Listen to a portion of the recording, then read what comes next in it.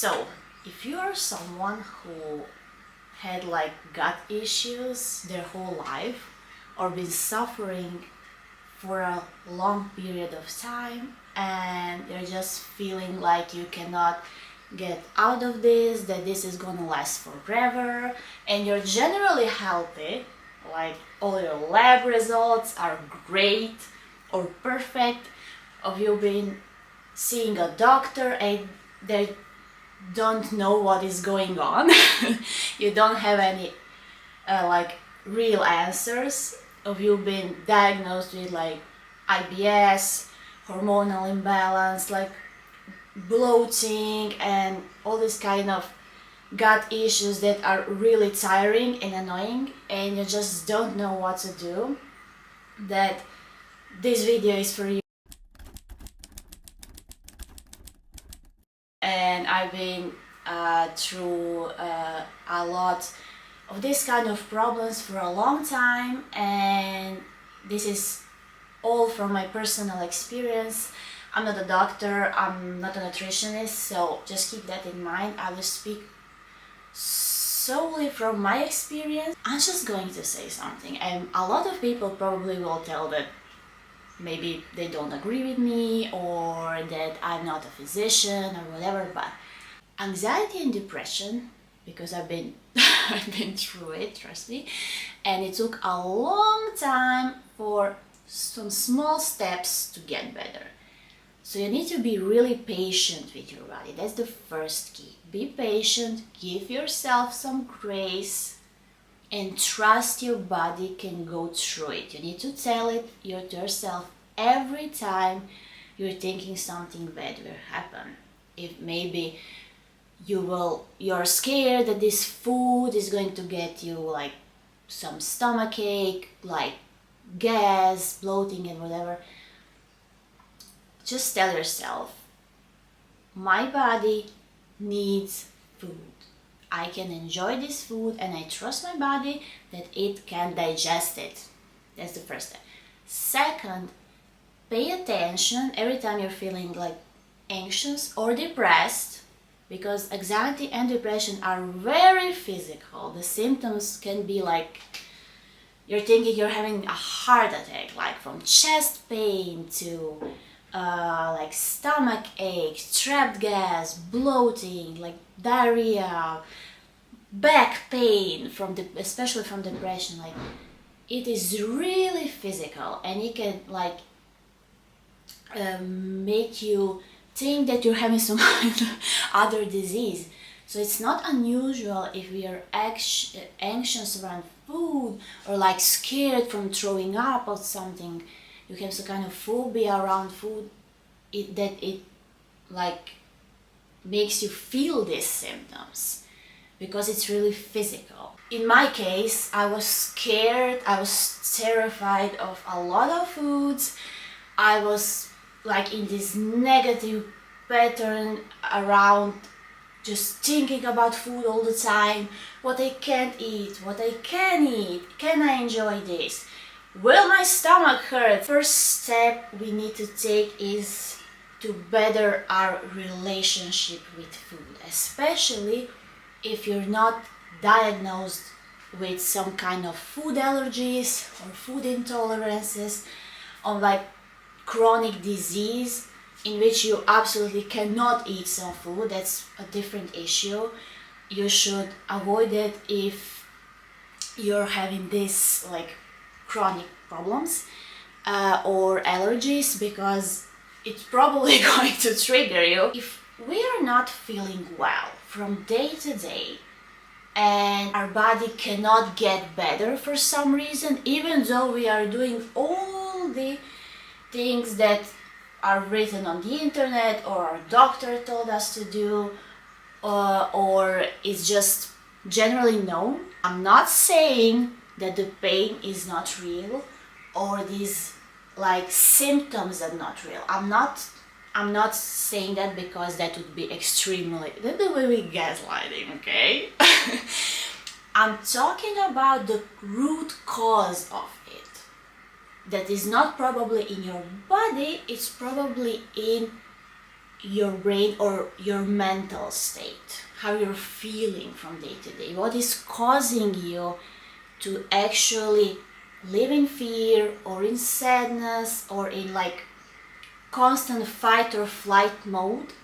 I read, I think it was like a legit scientific research. I will also put the links of the research and books I've been reading or I read throughout the years that I think it could be beneficial for you. But when we think about it, the digestion actually starts in our brain.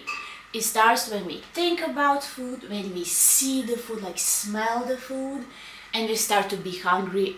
If you didn't know, the body, like the bowels in our case, and the brain are connected with like 500 million neurons.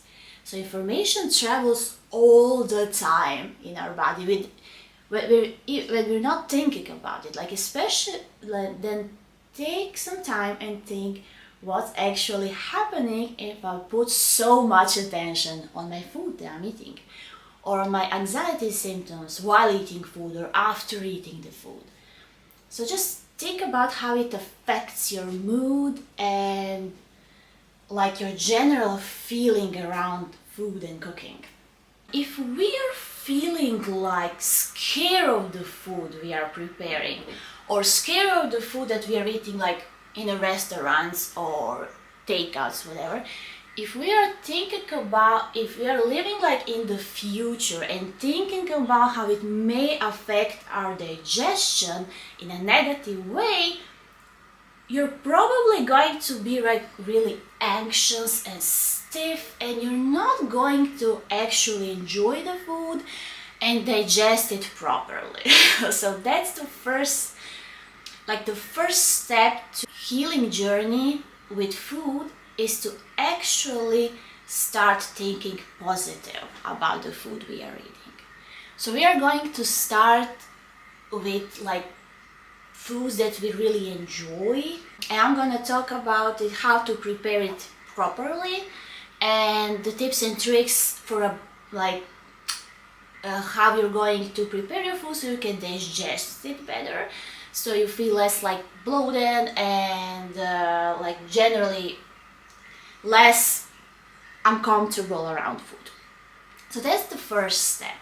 Here, while we're talking about our relationship with food and relationship with body and our healing journey from all of these symptoms, we are going to prepare some really nourishing foods, and like the combination of food that I, from personal experience, saw that it's working great for my body.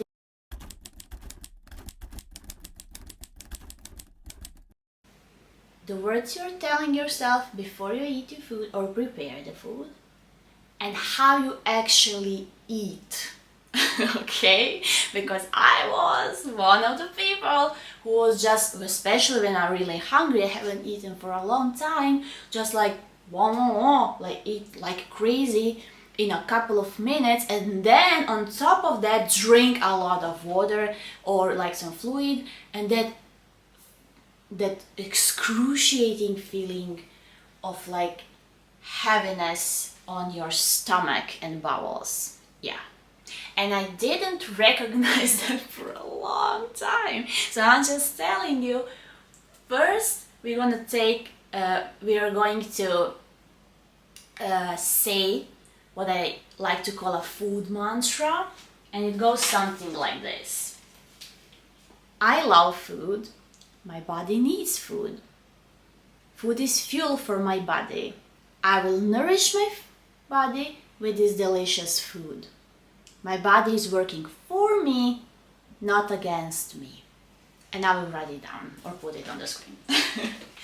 So we can say it's like some positive affirmation before we eat or prepare the food. The second step is to eat, when we actually prepare the food, eat the food slowly and not drink a lot of fluid during the eating, and wait maybe around 5 to 10 minutes after eating to drink some fluid if you're thirsty. If you can wait for a longer time, that would be great, because your stomach needs time to like break down the food, and we don't want to disrupt like the acid that is in our stomach, because it needs to be acidic to digest the food. We don't want to disrupt that too much. The third step is to actually get rid of unnecessary distractions. From my personal experience, I don't have problem if like I'm listening music while I cook or while I eat, and if I watch something on like the television while I eat. But bear in mind that whatever you are watching should feel nice, comforting and positive. Fourth step, I think it's fourth, to every meal you're eating, if it's breakfast, like lunch or dinner or a snack, it's important to add some kind of fiber or green veggie, if it's possible. Like it can be like salad, arugula. You can also add like some flax seeds or something that has a little bit of fiber, just to improve your gut health and also like the balance in your microbiome. That's really important, because if you're like struggling with mental health problems and you have all these like gut issues, the microbiome is probably disrupted and it's not working properly. So it's important to like add it a small amount every time, just also for your microbiome, especially if you didn't do it before. If you were like eating more like fast food and you were not preparing your own food, it is important to just take a small step at a time. Like breakfast, I would recommend to add some kind of fiber, like flaxseed, oats, psyllium husk and everything. We will talk about it in the future videos. And the green veggies for the lunch. That's just how I prefer it, and I don't like for my food to take a long time to prepare, especially through the working days. Like on the weekends, I like to prepare food that takes like an hour or two, or maybe I can like meal prep and put it in the freezer.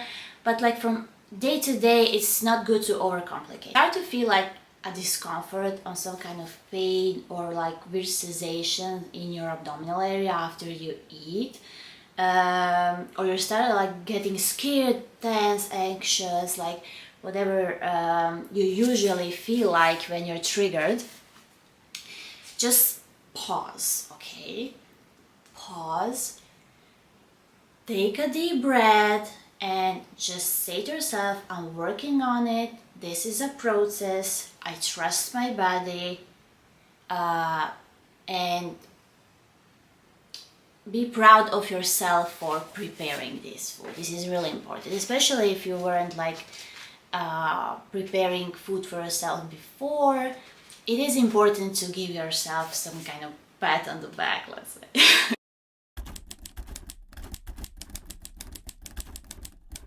Like the recipes and the food we eat is like 100% Mediterranean in most of the times, and so there won't be a lot of strong spices or maybe the recipes you are usually seeing on the internet, so just bear that in mind.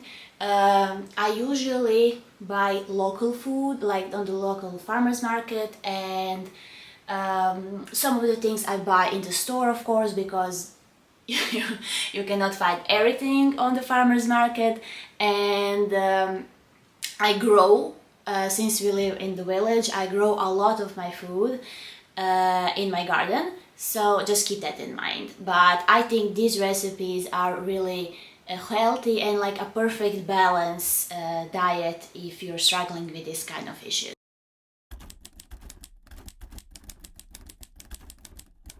Cooking desk, what I like to call it. We have a pretty small kitchen here, so this is probably going to be the spot you're seeing all the time, this and the cooking stove. This here will be really simple. It will always contain some kind of veggie or fiber. I'm going to prepare what is called drumstick tagliata. Here where I live, it's really like popular like in restaurants and street food around here, and it's usually not in this form. It's usually just meat and veggies, but I wanted to make it like my version, so I'm going to form. So I think this is perfect like for lunch or late breakfast, since it has a lot of protein and carbs alongside with veggies. I like the ingredients and why I am using it for this recipe and what is it good for in your healing journey with food. Arugula is really great if you're excessive bloating, because she has like, I'm not sure like the name in English, but it has some kind of acid, and you can taste it while you eat it if you have eaten it before, that improves like faster digestion. Women, if you suffer like in the luteal phase with like excessive bloating and constipation, arugula is really great to add it to your lunch, breakfast, dinner. Next veggie is a carrot. Carrot is a great source of beta carotene, fiber, potassium, and antioxidants, so it's just really good for your body. A lot of carrot, or drink carrot juice to like relieve problems with hemorrhoids and like the inflammation in bowels. So I'm going to be steaming it alongside the meat today. Next are herbs or spices, whatever you call it. But you can like add whatever you like. I'm just going to use like the traditional Mediterranean herbs that I use every day, like almost in every meal, maybe not in breakfast, but so just keep that in mind. I'm going to be using a little bit of rosemary and mostly parsley. I grow my own parsley, like everyone around here grows parsley, and you can buy it like basically everywhere. But if not, try to buy the organic parsley in store, or like you can grow it so easy on your own, just in a pot, like on your balcony or on your window. It's really not complicated, and it's a 2-year herb, so it will like grow for 2 years in a row. You don't have to plant it every year. Parsley is great for constipation, and it's used here for hormonal imbalances, especially in women. It's great like for the cramps and just the general discomfort. Before prepare parsley tea for period problems in our sandwich alongside arugula, just to give it a little bit of Mediterranean taste. Here we have salt and pepper, paprika, no like some strong spice that can trigger your bowels or stomach, so just plain salt and pepper. I don't add a lot of pepper because I struggle with hemorrhoids, just keep that in mind. I use it a little bit, but it's mostly salt. Parsley. Then we have our fats. We have a healthy fat. This is homemade olive oil. We grow our own olives. That's like the things I'm most proud about. So, but if you don't have your homemade olive oil, you can just buy any kind of olive oil. I suggest you to buy organic one if you can, or from like a local produce.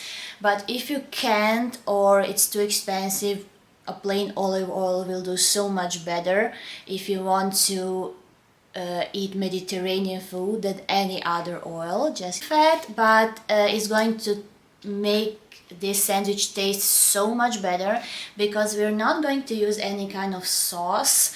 This is Italian cheese. It's really salty, but if you can get this type of cheese, any like hard salty cheese will do the job. So protein. So they didn't have in the butcher shop exactly the type of meat I need for this, but any kind of beef steak will do the job. So first we're going to marinate it.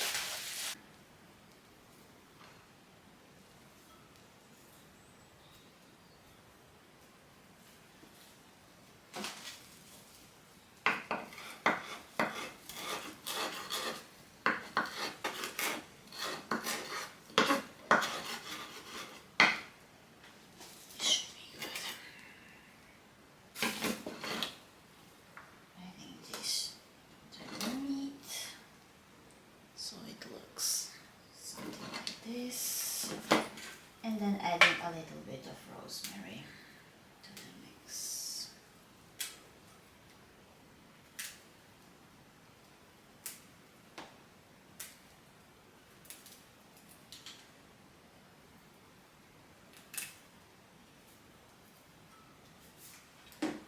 Olive oil.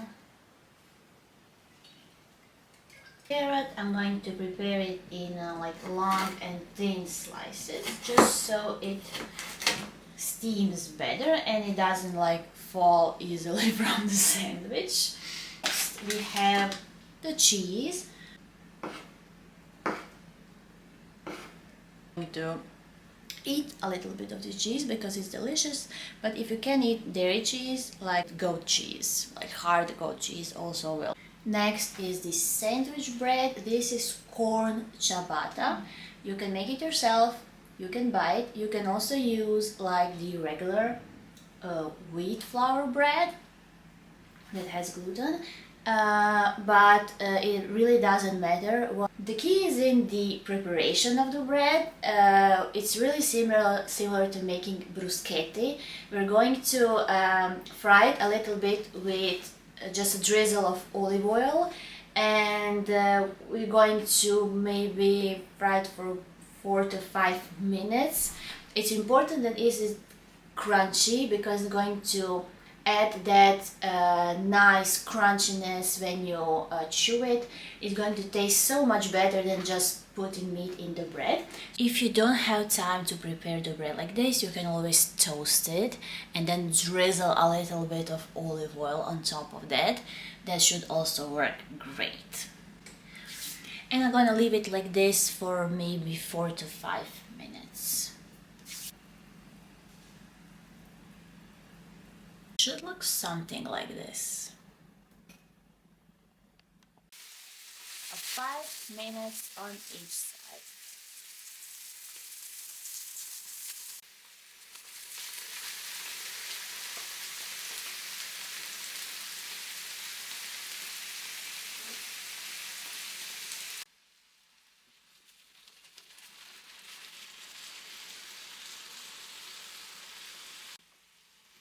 Like this because I'm lazy and I don't want to prepare it separately. I'm going to slice the meat like this. So I'm putting veggies. First arugula, like this. Then